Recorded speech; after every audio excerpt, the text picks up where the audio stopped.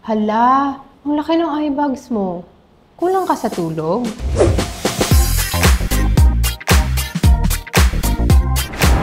Ako nga pala si Doc Eka, your tamang alaga advocate, na magbibigay sa inyo ng tamang kaalaman para sa mabuting kalusugan.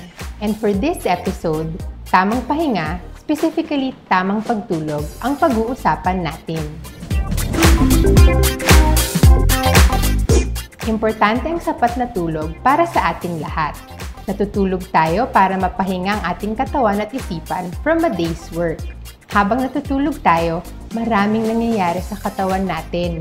Nagre-repair ng cells yung mga organs, nagde-detoxify ng dugo yung liver, at nagpapalakas ang ating immune system. Tapos yung brain natin, naglilinis o nagtatanggal ng waste products na naipon niya sa buong araw. Ito rin yung pagkakataon na kinoconsolidate ng utak lahat ng natutunan natin sa buong maghapon.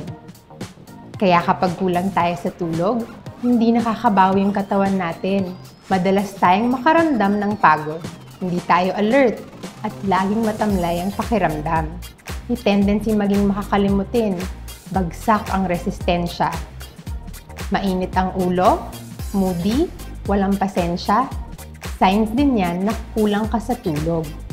Apektado tuloy lahat ng gawain natin.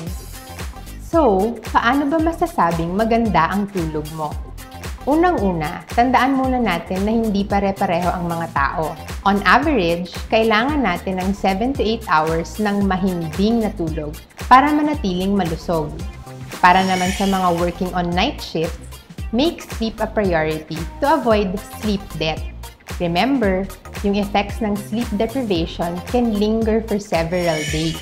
Another tip is to take a quick nap bago ka mag-duty. Hindi lang ito makaka-boost ng iyong overall time asleep, pero kaya din ito i-improve ang iyong alertness. Another tip to improve your sleep is to block out as much light as possible in your bedroom. Kailangan talaga madilim. Kasi kapag maliwanag, iisipin ng brain mo na araw pa, hindi pa oras ng tulog. Sana makatulong tong tips na to sa inyo. Ako po uli si Doc Eka, your tamang alaga advocate na nagpapaalala sa lahat na as much as you can, say yes to health. Sa tamang alaga sa sarili, kalusugan at buhay ay bubuti. Mas happy! Abangan ang susunod na Tamang Kaalaman episode and follow us on Tamang Alaga's social media channels.